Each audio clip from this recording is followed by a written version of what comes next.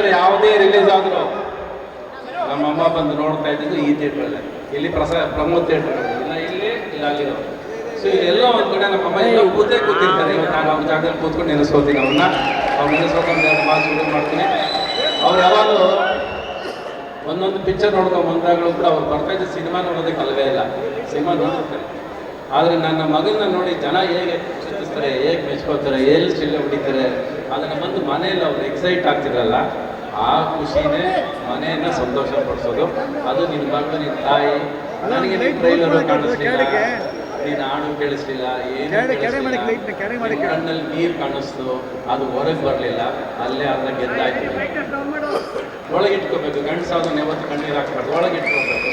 ಆ ಸಿನಿಮಾ ಮೇಲೆ ಎಷ್ಟು ಪ್ರೀತಿ ಇದೆ, ಎಷ್ಟು ಆಸೆ ಇದೆ, ಎಷ್ಟು ಕನಸು ಕಟ್ಕೊಟ್ಟಿದೆ ಅನ್ನೋದು ನಿನ್ನ ಮಾತು ಹೇಳುತ್ತೆ. ನಿನ್ನ ಜೊತೆ ಬಂದಿರೋ ಸ್ನೇಹಿತರಲ್ಲೇ ಹೇಳ್ತಾರೆ. ಸೊ ನಿನ್ನ ಕನಸು ನಿಜ ಆಗಲಿ, ಆಸೆ ನಿಜ ಆಗಲಿ. ನಾನು ಒಂದಂತೂ ಹೇಳ್ತೀನಿ ರೀ, ಹೆಣ್ಮಕ್ಳಿಗೆ ಡೆಲಿವರಿ ಪೈನ್ ಅಂದರೆ ಗೊತ್ತು. ಆದರೆ ಪ್ರತಿ ಸಿನಿಮಾ ಮಾಡಬೇಕಾದ್ರೆ ಪ್ರತಿ ಒಂದು ಸಲ ಡೆಲಿವರಿ ಪೈನೇ. ಆದರೆ ಆಪ್ರೇಷನ್ ಮಾಡೋದು ನೀವು, ಸಿಸೇರಿಯನ್ ಮಾಡೋದು ನೀವು. ಫಸ್ಟ್ ಏನಾದ್ರು ಒಂದು ಆಪ್ರೇಷನ್ ಮಾಡ್ರಿ. ಆಪರೇಷನ್ ಮಾಡಿದ್ರೆ ಎಲ್ಲ ಪಿಕ್ಚರ್ ಅಲ್ಲಲ್ಲೇ ಸತ್ತೋಗೋದಲ್ಲ, ಬದುಕ್ಸ್ರಿ ಫಸ್ಟ್ ಅಲ್ವಾ? ಬದುಕ್ಸ್ರಿ ಫಸ್ಟ್. ಯು ಶುಡ್ ಅಲೋ, ನೋಡ್ಬೇಕು, ಸಿನಿಮಾನ ನೋಡಬೇಕು.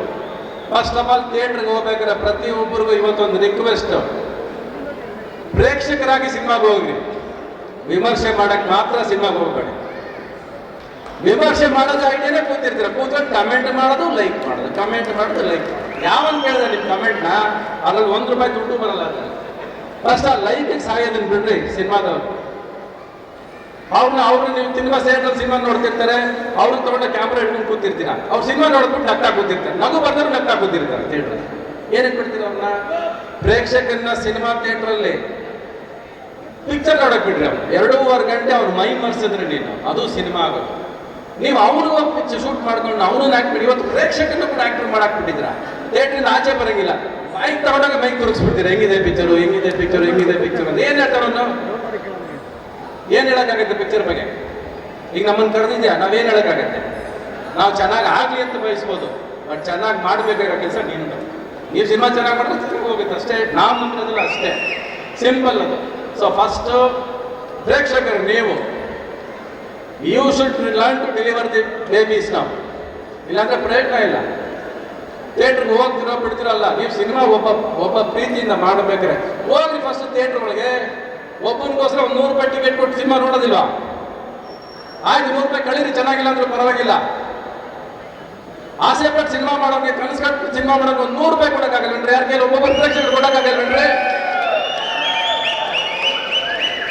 ಕೊಡ್ರಿ. ಒಂದಷ್ಟು ಸಿನಿಮಾ ಗೆಲ್ಸ್ರಿ, ಏನು ಹೋಗಲ್ಲ, ಗಂಟೇನು ಹೋಗೋದಿಲ್ಲ. ಮೊಬೈಲ್ ಯಾವತ್ತು ಬಿಡ್ತಿರೋ, ಕಮೆಂಟ್ ಹಾಕೋದು, ಲೈಕ್ ಹಾಕೋದು ಬಿಡ್ತಿರೋ, ಅದು ಚೆನ್ನಾಗಿರುತ್ತೆ. ಫಸ್ಟ್ ಅಷ್ಟೇ. ಥಿಯೇಟ್ರ್ ಒಳಗೆ ಮಾತ್ರ ಮೊಬೈಲ್ ಹೋದ್ರೆ ಹೋಯ್ತು.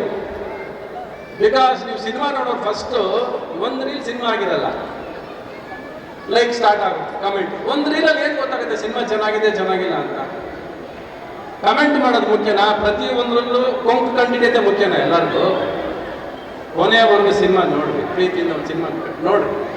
ಆಮೇಲೆ ಚೆನ್ನಾಗಿಲ್ಲ ಚೆನ್ನಾಗಿದೆ ಅನ್ನೋದು ನಮ್ಮ ಥಿಯೇಟ್ರ್ ಕಲೆಕ್ಷನ್ ತಾನಾಗಿ ಹೇಳುತ್ತೆ. ಅದು ಫಸ್ಟು.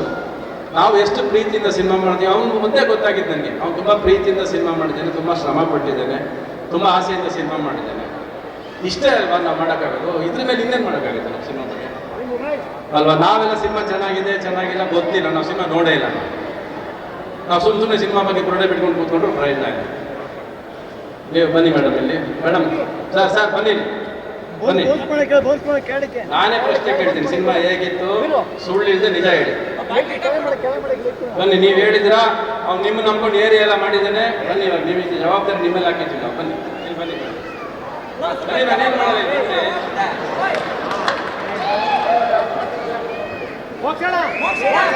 ಸರ್ ಸಿನಿಮಾ ನೋಡಿದ್ದೀರಲ್ವಾ? ಎಲ್ರಿಗೂ ನಮಸ್ಕಾರ. ನಾವು ಸಿನಿಮಾವನ್ನ ನೋಡಿದ್ದೀವಿ. ಎಲ್ಲ ಪಾತ್ರಗಳು ಅದ್ಭುತವಾಗಿ ಬಂದಿದೆ. ಸಬ್ಜೆಕ್ಟ್ ಏನು ತಗೊಂಡಿದಾರೋ ಆ ಸಬ್ಜೆಕ್ಟ್ ಬಹಳ ಅದ್ಭುತವಾದಂಥ ಸಬ್ಜೆಕ್ಟು.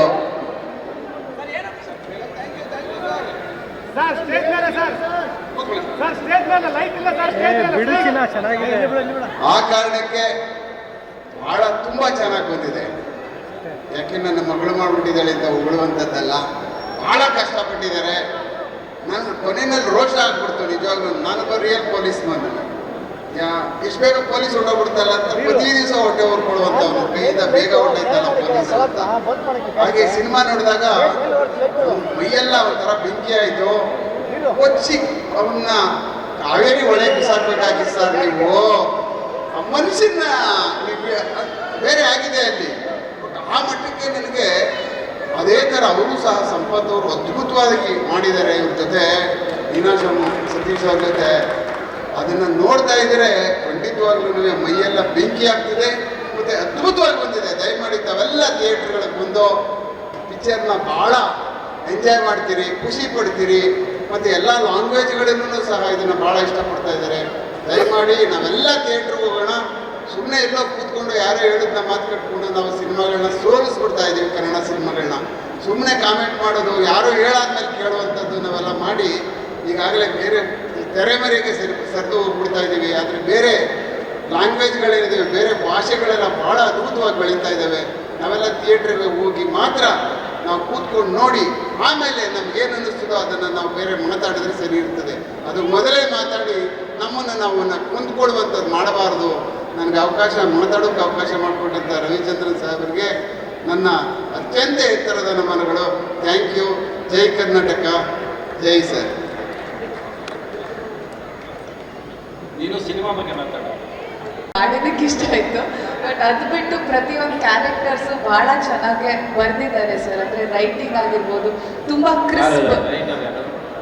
ಅಂದರೆ ಟಿ ಕೆ ದಯಾನಂದ್ ಸರ್ ಅವ್ರದ್ದು story, T K Dayanand sir ಅವ್ರ ಸ್ಟೋರಿ. ಸೊ ಅಂದರೆ ಅದನ್ನ ಸ್ಕ್ರೀನ್ ಪ್ಲೇ ಆಗಿ ಕನ್ವರ್ಟ್ ಮಾಡಿ, ಸ್ಕ್ರೀನ್ ಪ್ಲೇ ಮತ್ತು ಇದನ್ನ ನಾನು ಮತ್ತು ಮನು ಶೆಟ್ಟರ್ ಅಂತ ಇನ್ನೊಬ್ಬರು ಆ ಸ್ಟೋರಿನ ಸ್ಕ್ರೀನ್ ಪ್ಲೇ ಕನ್ವರ್ಟ್ ಮಾಡಿ ಅದನ್ನು ತುಂಬ ಕ್ರಿಸ್ಪ್ ಆಗಿ ಕ್ಲೀನ್ ಆಗಿ ಮಾಡಿದ್ದಾರೆ ಸಿನಿಮಾನ.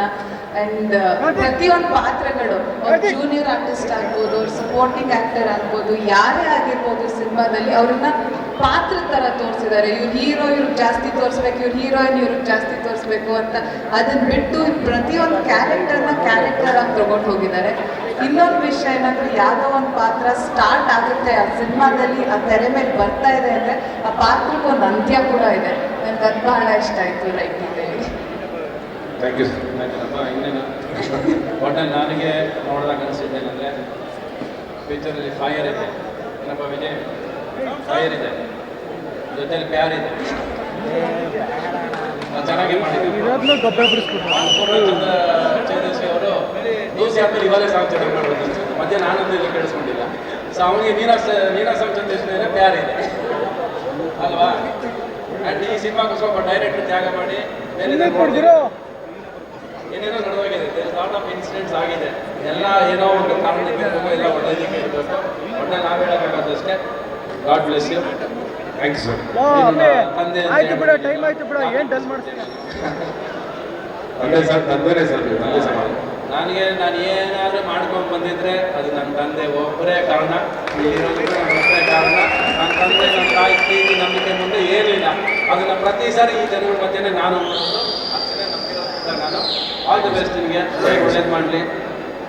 ಕಣ್ಣಿನ ಒಳಗೆ ಇಟ್ಟು ಆಚೆ ತರಬೇಡ. ಇಲ್ಲ ತಂದಿಲ್ಲ ಸರ್, ಓಕೆ. ಅವಳು ನೋಡಿ ಗೊತ್ತಷ್ಟು ನನಗೆ.